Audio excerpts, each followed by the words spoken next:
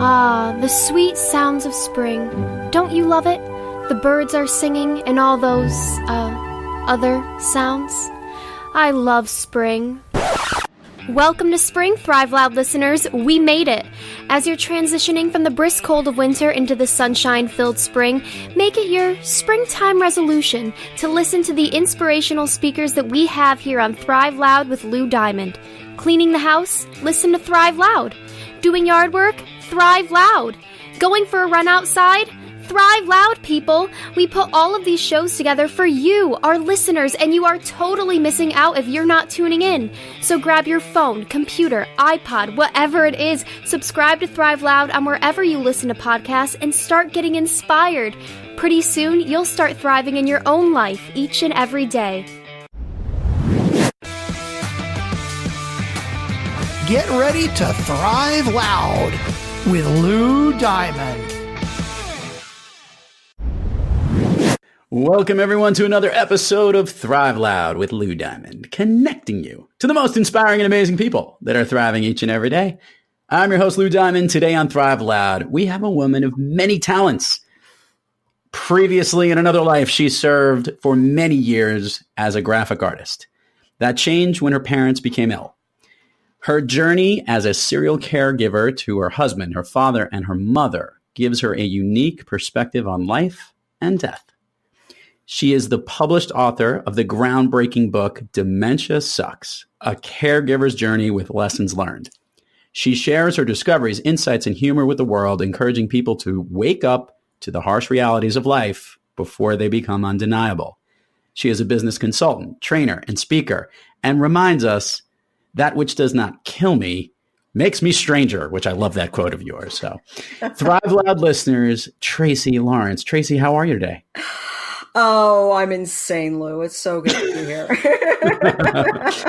So, Thrive Loud listeners, I am actually excited as we at Thrive Loud have truly listened to you, the listener. As Tracey was referred to me by my very good friend and fan of the show, Mr. Al Solano.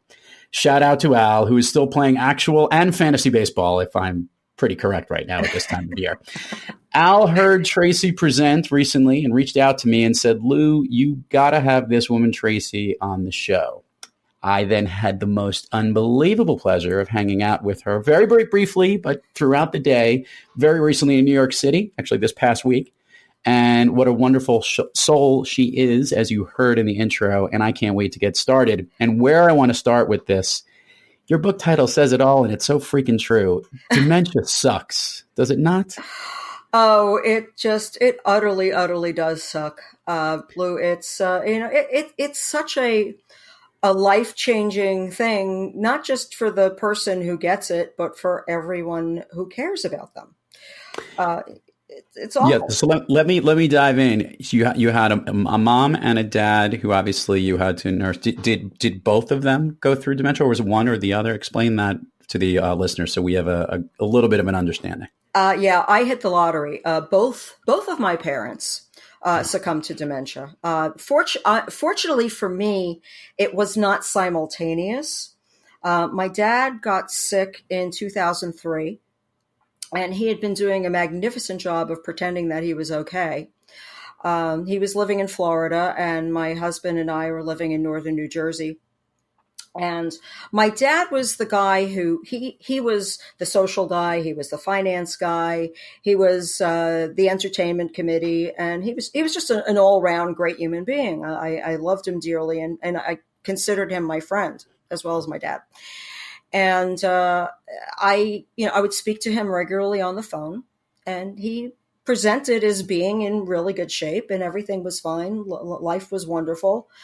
And then I got a load of what was going on live and in person, and I realized that what he was representing was not exactly accurate. And I also realized as I went along that I was probably partially complicit. Because, we as adult children of aging parents don't want to believe that something evil is going on. So, we have a tendency to kind of you'll observe something and think, that was just an aberration. That was just, that was probably nothing. But, later on in hindsight, when you put it all together, it's like, well, if I was willing to confront it, I probably would have caught this a little sooner. But at any rate, so my dad had a bunch of things wrong with him, and he landed in the hospital. And when I realized he was in the hospital, I beat it on down to Florida as quickly as I could get there. And when I walked into the hospital room, my father was shocked to see me. And I said, "So how you feeling, Dad?" And he said, "What do you mean?"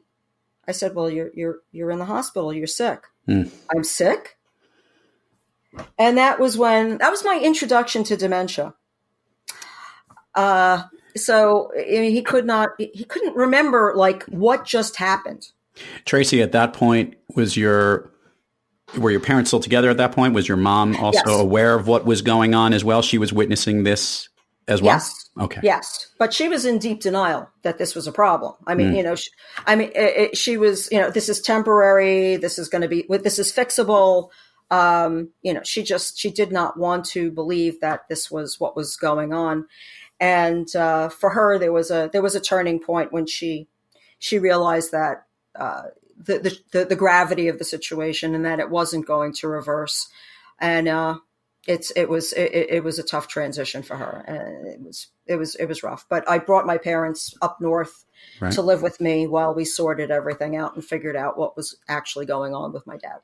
Tracey, are you the only child of your parents, or were there siblings as well too? I have a brother. Okay.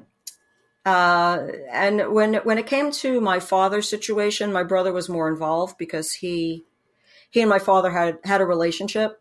My brother wasn't that wild about my mom. So when my mom got sick, years later, he was not as involved. And I pretty much said, all right, I got this. Go do what you're going to do. So you're the primary caregiver with the situation of your father and obviously helping your mom as well. And yes. How many years after did you recognize, or maybe it was diagnosed, that your mom was suffering from the same thing? Well, my dad got my dad's dementia made him so miserable that he didn't want to live. So we basically got behind that and we allowed him to expire. We didn't do anything to preserve his life. And in 2004, July 2004, he was gone. He was only 76 at the time. And my mom, shortly after my father died, wanted to go back to Florida. So I took her back to Florida. She resumed independent living. And my husband and I we no longer enjoyed vacations for vacation's sake. we every time we had time off, we would go down to Florida and see how mom was doing. And she did okay for a couple of years on her own, but then, gradually you start to detect the cheeses sliding off the cracker. Yeah. So, she would say things like, I think people are breaking into my apartment. I can't, she would go to the bank and she'd take out a chunk of change and then it would just disappear. And then it would turn up in her clothes hamper.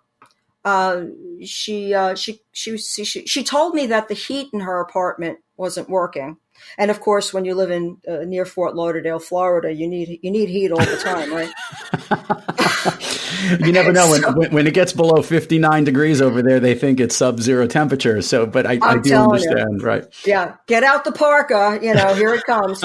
So, when I'd go and I'd check and the heat was working fine. She just couldn't remember how to turn it on. So it started becoming painfully apparent that things were starting to slip with her too. So, and then the pièce de résistance is when the doctor said to her, "Rosalind, you should not be living alone any longer." Yeah. So, I said, "Mom, your situation sucks. And so I'm going to offer you the situation that sucks the least. Come live with Bob and me." And she thought that was a lovely offer. So we brought her to come live in our home. And we fixed up our guest bedroom for her. Got her a space heater so she could keep it a balmy 90 degrees at all times. which, was very important because at the time I'm going through menopause and my mother keeps like cranking up the thermostat and I'm like, Mom, sweater.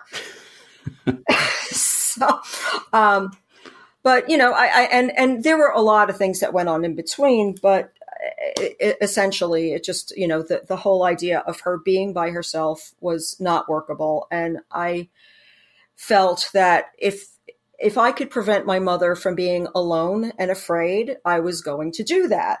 So, and bringing her to live in our home, as bizarre and uncomfortable a situation as that might be, was the most sensible situation because, I could manage what was going on with her. I could observe. I didn't have to ask other people. I didn't have to guess.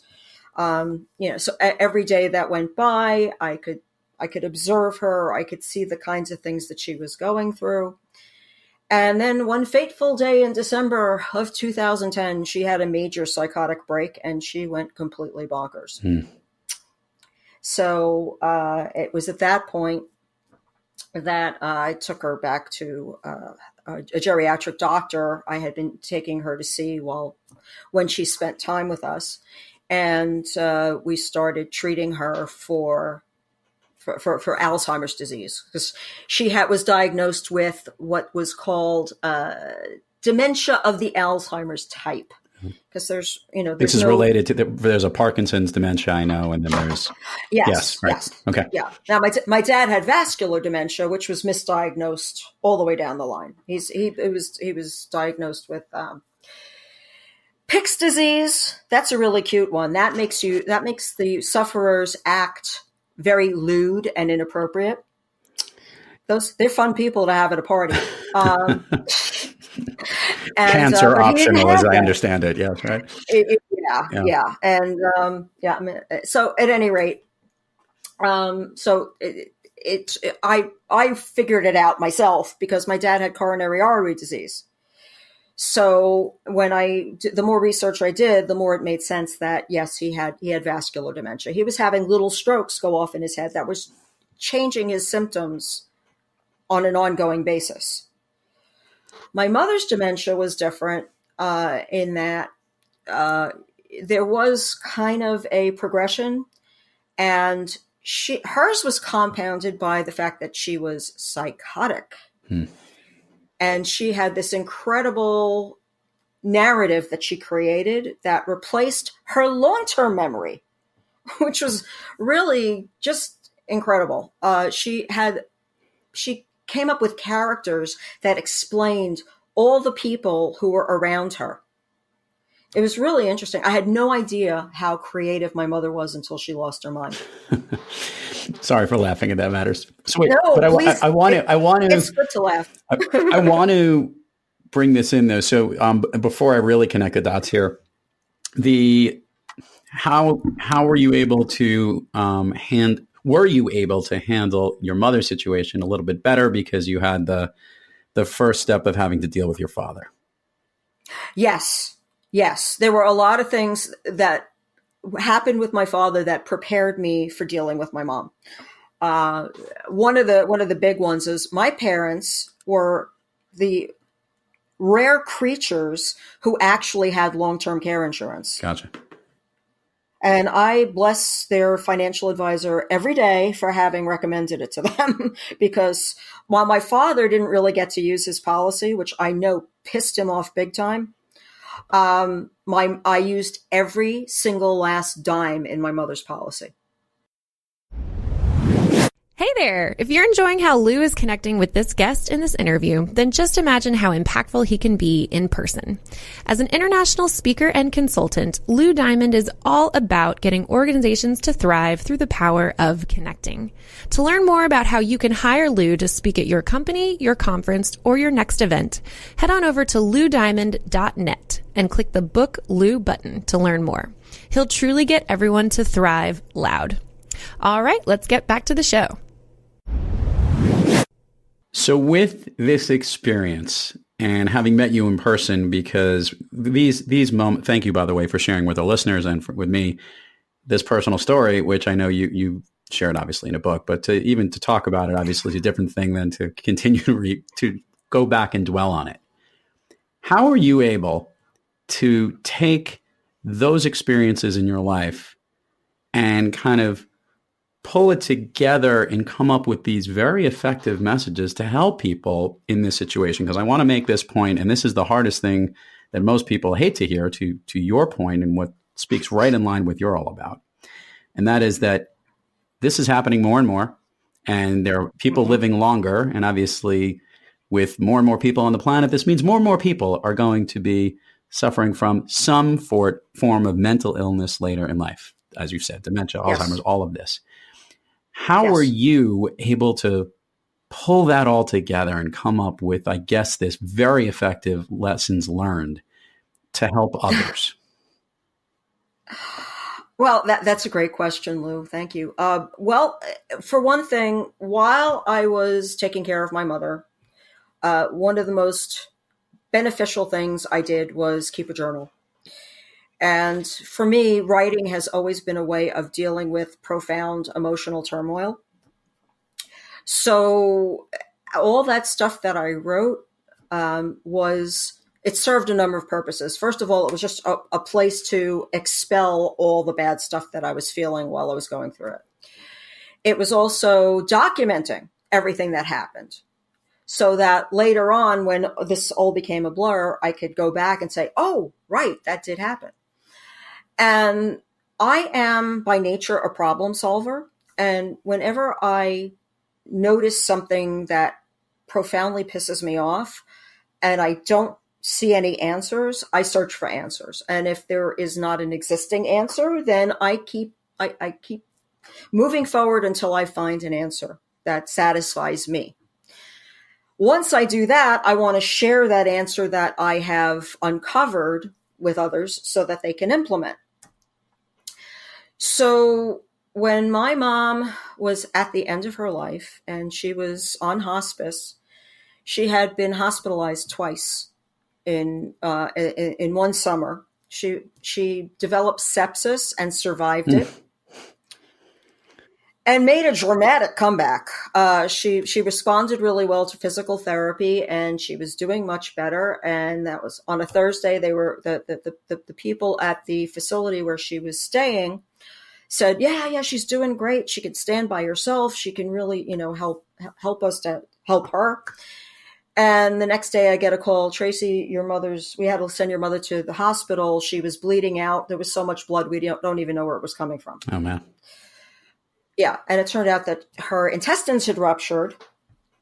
And the reason her intestines ruptured was that she had too many red blood cells in her blood. Due to the fact that she had an undiagnosed illness called, don't even try to spell this, polycythemia vera. Thank you. I wasn't going to even try to pronounce it. Yeah, that was fun too. So at that point, when all this was coming together, we decided it was time to put Mom on hospice. And I had actually been working a straight job as a financial advisor at that time. And I had to keep taking family leave in order to be able to be with my mom, because when you have profound dementia, you can't press a button and ask people to come and help you, right? So I had to be there with her. And then once she was on hospice, you actually have this team around the person so that that they're getting constant help and supervision. So I was able to kind of take a step back, and I started to think about, number one, there are going to be millions of people who are going to deal with the kinds of things that I've just been dealing with, and that there has to be a way to take all of this awful stuff that's happened to me and turn it into information that people can take action on and use so that they can survive these kinds of ordeals themselves. And so I created a company called Grand Family Planning, which is a team-based approach to helping families navigate through the kinds of things that I had just been through. Great. And at the same time, sorry, keep going. Yeah. And at the same time, I was thinking also that I really needed to write a book, because people needed to understand what dementia's like, what family dynamics are like, and how to actually get through all this stuff. Because there's no manual for caregiving. Right. It doesn't exist. So I started putting grand family planning together, and I was using the people who helped me with my mom because they were just extraordinary people, and I still work with many of them. And after that, after my mother passed away in April of 2015, her 64th wedding anniversary. And might I add, it was the day after she exhausted her long-term care policy. Unbelievable. Yeah, I have the documents to prove it. Genworth sent the last $472 in her policy to the bank on the 13th, and it hit her account on the 15th. She died on the 14th. Sure. And my theory is that my father would not allow her to pass over to the other side until she exhausted her policy. You may very well be right on that one. We'll never know. Unanswerable questions, but yes. Okay. I have no doubt, because that was my dad. I know that he was thoroughly pissed. One of the reasons he didn't want to leave was because he really didn't get to tap into his policy. He paid good money for that. So this actually brings up a good question, because in grand family planning, you have two areas that you're focused on helping people with. One is obviously the personal issue and having to deal with all of the people and the coaching that's probably required to get you through a very challenging dynamic. And the other, as I understand it, is also exactly what your father would have wished, maybe even properly planning from a financial or medical point of view. Is that a fair assessment of the balance of what grand family planning does? That's a really, really good short answer. Yeah. And there are so many moving parts. And well, another thing that we also help people deal with is usually when I am on the side of the adult child most of the time, because the seniors, either they plan like my parents did, or they think they got time. I talk to people, they're in their 80s. I got plenty of time. I'm fine. And let me talk to your kids because they're in trouble, So, so I tend to work with the adult children who are having this epiphany that there are things that they need to know about their parents that they don't want to talk about, right? So I have done interventions with the parents, because one thing that a lot of families don't get this, you're an adult, you're in your 50s, you're accomplished, you have a company, you have kids of your own, you got it all going on, and you go to talk to your parents and they see a kid sucking their thumb and wearing a diaper. You're still their baby. Yeah. So they do not want to talk to you about their end of life wishes, about their finances. They don't want to talk to you about any of that. So they are going to hold up the hand. They are going to say, oh, you want to put me in a home, do you? I mean, they will use every trick in the book to try and delay having that conversation because it's so damned uncomfortable. So I can help the family by either helping them figure out who in their life can be the other grown-up in the room, or I can be the other grown-up in the room for them, because I'm not their kid. Well, then that's by the way, this goes all the time. It doesn't matter if you're dealing with a company and you're bringing in a consultant. If you're dealing with a troubled marriage and you're bringing in a counselor, or in this particular case, a troubled family situation and bringing someone in to help you guide through it, the ability to professionally deal with an uncomfortable situation like this and deal with there's so much emotion and so many, like you said, people are looking at you as, that's my baby child. I can't look at them in another light. And the same way around, you can't see your parents different from, having to face these different stages as well. So by the way, kudos to you for taking this to that level and helping people with this. I do want to ask a question about you, Tracey, and that is, since you are so close to this from your personal life with both of your parents, are there moments of difficulty in helping with grand family planning and even writing the book or speaking and all this stuff and readdressing this story? Is it more therapeutic, or does it sometimes drag you down a little? It doesn't drag me down, but I will admit that at times when I'm relating a particular story, I could get a little, as we say in the tribe, verklempt. Yeah. We're not spelling it in the show notes, ladies and gentlemen. Okay.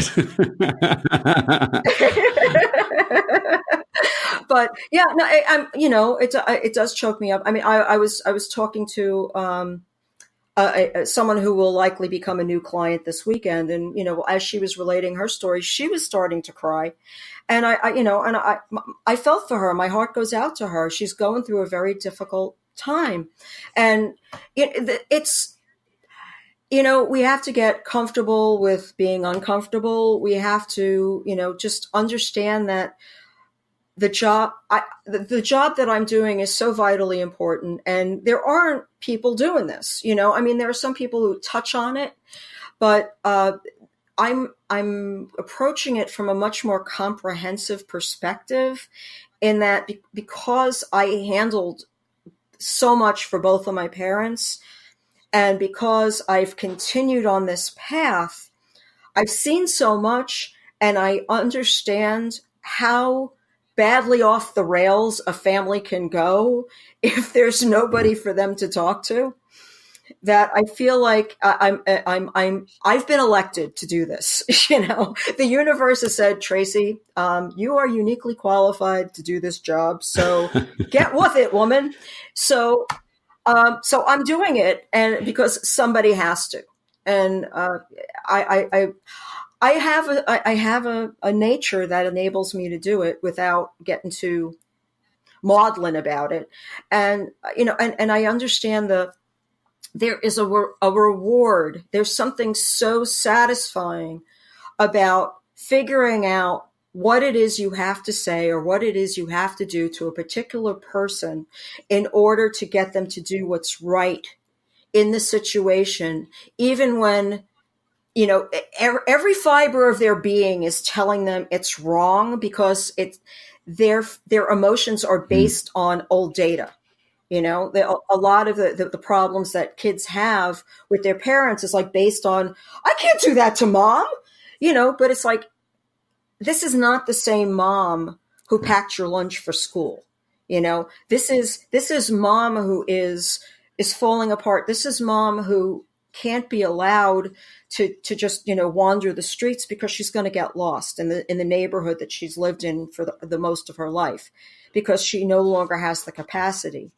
So it's so unnatural at first. And I feel like this is something I'm uniquely qualified to explain to people, so that they understand that they're not doing something wrong, so that they're not taking on this load of guilt over doing something that at first blush looks like they're doing something that's wrong, or at the very minimum uncomfortable. So I want to help people to be able to cope with those feelings and understand that if you take on caregiving, you get a get out of jail free card from the guilt thing. You don't get to traffic in guilt, because you're doing something really difficult that nobody else is willing to take on. Tracy, I ask every guest that comes on this program this question, and I want to channel it in a specific way. And that is, you obviously have to, when working with others in helping them get through these very challenging times, you too, as we just said, even before we came on the air, you were having a frustrating afternoon, to say the least. So when you have trouble thriving, yes. Who or what practice do you seek to get your game on, to get yourself back on the thriving track? What do you do? Great question. Couple things. I do yoga. Yoga to me is it's what keeps me out of jail. Seriously, I would be a different person if I didn't do yoga. It keeps me physically flexible. It keeps me emotionally centered. It keeps me spiritually connected to other people. And I meditate. I exercise. I do a lot of things that I practice self-care. And that's it. when I meet people who are new to caregiving, it's the thing that I like underline with a great big red marker. Take care of yourself first. This is like so urgently important. And I walk the walk and I talk the talk. Self-care is so important. And that's one of the things that keeps me going, is knowing that I have the discipline to be able to do it, to kind of unplug. And whenever I'm confronting something that is really upsetting to me, I ask myself 2 questions. Can you do something about this? All right. And if the answer is no, can you walk away from it? And if the answer is yes, okay, what can I do that's going to make this situation better? So, it's knowing that, it's having the serenity, to know that, when there's nothing that you can do, you just got to take a step back. And then sometimes just the act of stepping back gives you an idea of something else you can do to make the situation Tracey, when you came better. up with the name Dementia Sucks, was there ever a draft of this title for this book, or was it right out of the gate and you just locked, stocked, and barrel and went down that direction? Yeah. That was it. That was the title. That was the title. It had to be. And I actually worked with a book Yes. shepherd. I don't know if you know about book shepherds, but yeah. So when my book shepherd read the book, she I sent her the manuscript, and she called me back and she's like, I absolutely love your book. I think I have a publisher for you. And then she said, but are you married to the title? And I said, you know what? Yeah, because I believe that I want to have brevity, and I want to be as concise as possible. And anybody who picks up that book, if they don't look at it and go, yeah, she's right, or gee, I wonder what that's about. Either way, I wanted to be provocative. I wanted to provoke people to pick up the book, regardless of what their experience was. And for those who know, yeah, they're gonna go right to it. And for those who don't, it looks like something an amusing read. So why not? So and when I met my publisher, I asked them if they ever had any reservations about the title, and they said it makes never perfect came sense. up. It's so right there. Let's do this right now. Let's get the admin part of the show out of the way. Provide for all the listeners all the places people can find you, where they can get the book, where all the social media links for Tracey Lawrence. We will put it in the show notes, but it always sounds better and gets more engagement when it comes from you. Okay, awesome. Well, first of all, the easy way to get my book is to just go onto Amazon and type in Dementia Sucks book. Okay, you want to put book in there because you might get. I have a friend who said they typed in Dementia Sucks and they got socks. So you don't want that.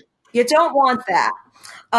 And it is available in paperback or in Kindle edition, and it's available in any bookstore. So, if you ask for Dementia Sucks at your local independent, they can order it for you. So that's the book. I have a website, TraceySLawrence.com. It's TRACEY. Without the E, you get the country western singer. So remember, the E, the E and the S. So TraceySLawrence.com is my author/speaker website, where you can learn more about me and the things I talk about and the book. And there's media, there's other interviews and stuff that I've done, and you can see me in action on the website.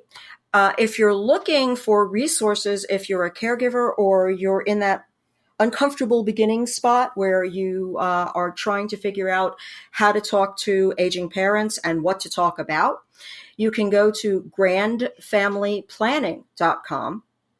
And on the front page, it says, I want to feel better instantly. You click on that link and fill out. There's a short form. All I really need is your email address, and I will send you a link to the 8 topics you must discuss That's totally free, no obligation.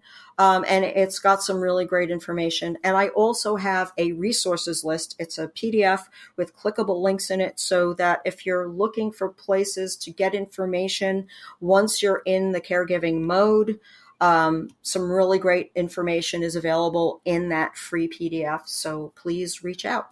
And any general questions, just write to me at contact@TraceySLawrence.com. Tracey, by the way, thank you for all that. We'll have it all in the show notes, and everyone will know it.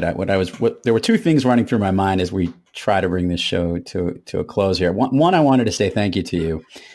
We have so many different types of guests on this show, from the very, very silly to the very serious business to people doing unbelievable, amazing things. And what defines, to put the word amazing or thriving, or people who are really connecting with those in this world, that range is tremendous and spread across so many different topics and so many different things that they do.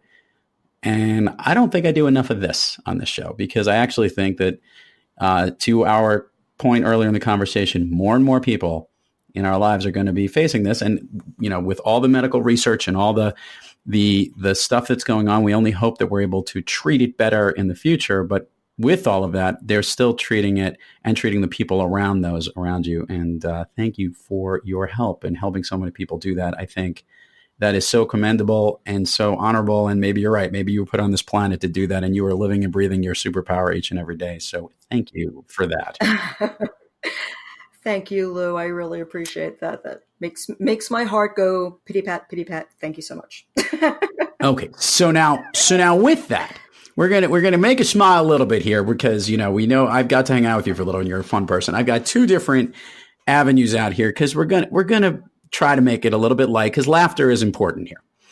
What I'm gonna actually ask is kind of funny, and that is, look, you deal with a lot of different families and a lot of unique situations. Has there ever been one, not the situation, I'm not laughing at those that are going through dementia, but some of the family dynamics from the children or that I have to deal with it? Has there ever been one that you just literally laughed and came home and said, oh my goodness, that was just the silliest conversation I've ever had? Has there ever been something of that nature around this that was a laughable moment that made you say, look, every now and then this crazy reality people are living puts people into another dimension, pun intended? Oh boy. Wow. Trying to think. Well,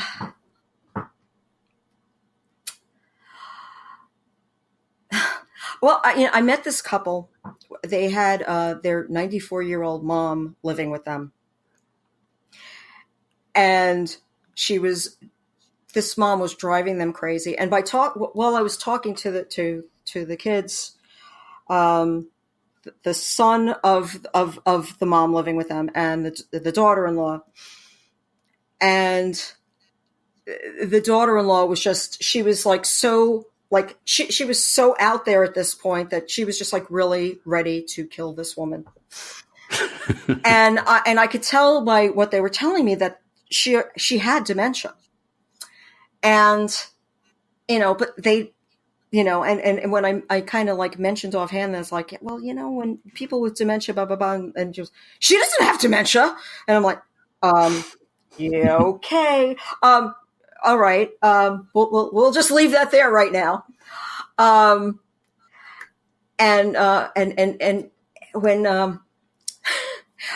when I could tell that this poor woman was like, she was just so kind of, and I reached over to just kind of like touch her. She's like, if you touch me, I'm going to fall. I'm going to shatter into a million pieces. And I'm like, okay. and then I was like, oh boy. And when I got home, I was just like, cocktails. Not yoga in that particular case. We needed to go a little stronger than the yoga. Well, I think there might have been a little yoga later, but at any rate, but the husband called me 2 weeks later and he's like, I'm hiring you. And I was like, oh, okay. And he said, I need for my wife to know there's light at the end of the tunnel. And at least if we've got you, she knows that there's some kind of end game, because otherwise it's like, it's never ending. And this family, the gratitude that they have expressed to me and my team has just been extraordinary. And I can't get into the details of the case, but Sure, this was one of the craziest, wildest rides that I've ever seen a family go through. And I'm grateful that I was able to be there for them. I'm grateful that they're such lovely people, and just so astounded that there were other people in their family who were just such dicks. It's just, and people have to understand, these family dynamics, things that you would never believe other people were capable of, they're capable of, and you have to do stuff to defend yourself. And I'm here to kind of say, you can do it, but you really need someone on your side who can kind of say, all right, here's what we're going to do, and bring in the right professionals, because people think, oh, attorney, it's going to cost me all this money. And it's like, you have no idea what expensive is until you're in that situation where you're in court or you're having to pay for a nursing home out of pocket. So, that's, And I'm really grateful to be able to help people with those kinds of things. Tracey Lawrence, your all-time favorite movie? And this is a hard one, but I'm going to say Casablanca. And why does that movie connect so much with you, Tracey?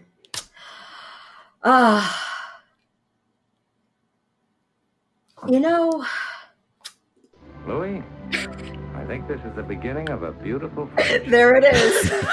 There it is. I couldn't have said it any better. I when I was a kid, I couldn't see Humphrey Bogart for Dust, but I was a Beatle maniac as a child. But as I've matured, my appreciation of Humphrey Bogart and what he represented has evolved. And Rick is just one of the all-time best characters ever created for the screen. So I go back there. Tracey Lawrence, truly a pleasure. Thank you for everything that you do, and thank you for coming on Thrive Loud today. Thanks so much for having me, Lou. I'm thrilled to have been here, and thanks everybody. And to all our Thrive Loud listeners out there, thank you for joining us. Until next time, keep thriving onward and upward, and remember, be brief, be bright, be gone.